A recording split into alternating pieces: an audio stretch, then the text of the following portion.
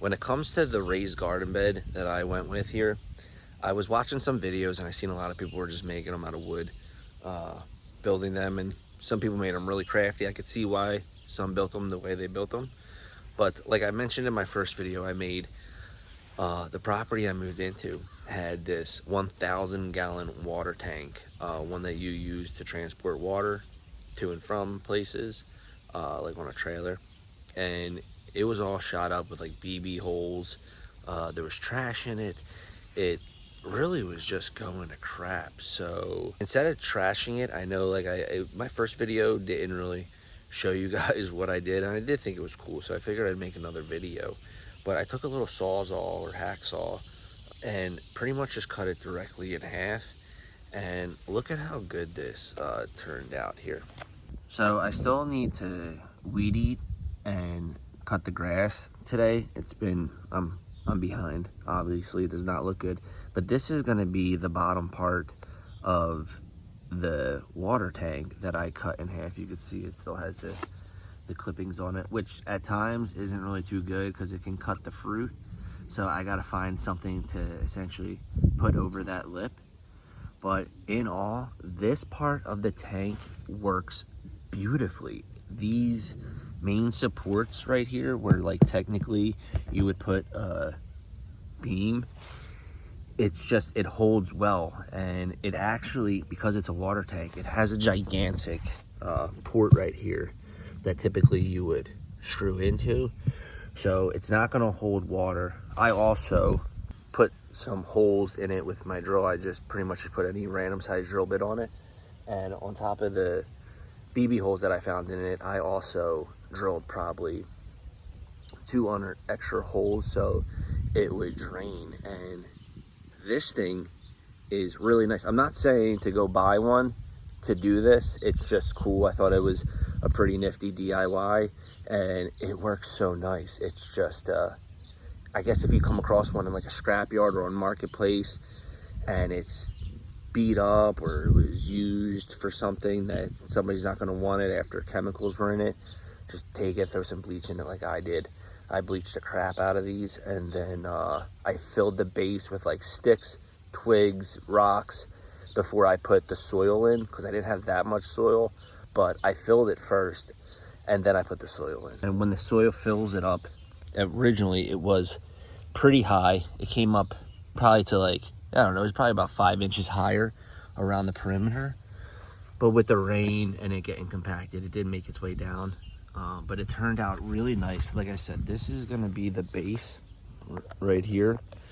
And it's fairly large. I couldn't tell you exactly how large it is, but I am able to fit many plants in here. You can see the markings right here for being half 100 gallons, 200 gallons, 300 gallons. You could see the old tenant. This is not my work of, it looks just like, I don't know, random shots. It's cracked on the side. Like I said, this was a junk tank that I was about to throw out, but I figured I would repurpose it because it was just laying here. Well, the only issue, if you find yourself trying to come up with a DIY to do a raised bed, and I will tell you, the top part does not hold as well, because the top part would just be the top part of the tank. It's not supported, especially when you cut it. It is fairly, I mean, it's still strong enough. You could see that the plastic is about a 1/4 inch thick still, but it's definitely not going anywhere. But you can see it bows a little bit after I poured everything in. So I have to trim. I threw some bricks on the side to just kind of keep it up and off the ground. But the top part, again, is working amazing. If you, again, find yourself wanting to build a DIY using a water tank for a raised bed, because one is fairly large and you might get away from having to do all the work it requires. With this option, again, you could see this side, it's definitely drooped in, so I had to throw some bricks in there. This side's also not going to drain as well, you know, because the base over here had the port to hook up to, but the top would not. So I had to drill way more holes in this, and I actually do believe it might be the reason why I lost my cucumbers. Just like a week ago, I came out here, my cucumbers were brown. They did not look good. It looks like they were sprayed with Roundup or something. I don't know. They were all droopy, so I pulled them before it ruined the rest of the garden, but that's another story. When it comes to the bed itself, I find that it works amazing. Like, again, it's not something that I was planning on doing originally. I just needed a new hobby. Figured I'd get into the whole raised garden bed thing when, I don't know, food apparently became unhealthy. And this has actually been super fun. I love what I have been growing so far. It has been fun to learn new things.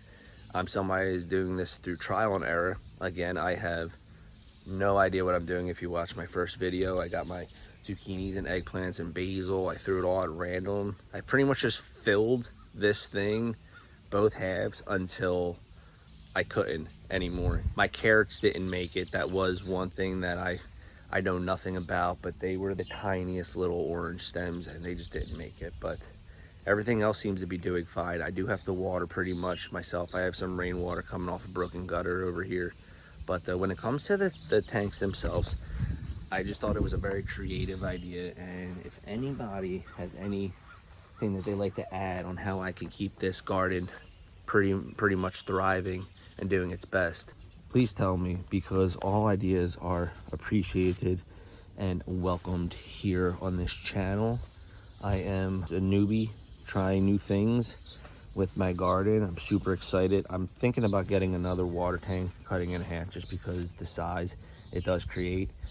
The biggest thing I would take from it is the fact that you don't have to build it. You could buy one, obviously, but there's really no fun in that, especially if you are trying to be creative and work with what you got. I mean, this was pretty much just laying here and this was going to be scrap. Just creative ways to build your raised garden bed. It doesn't have to always be by the book. You don't have to watch many YouTube videos. That was my biggest thing. After watching many YouTube videos, you have to do this and you have to do that. You don't have to do anything. You just have to do it. You just have to find something that holds it, it drains, put the stuff in there, throw the seeds, throw the water, get the air, make sure it's in the sun. You'll be okay. Learn as you go and everything will be okay. Thank you guys for watching. I really appreciate it. Until next time.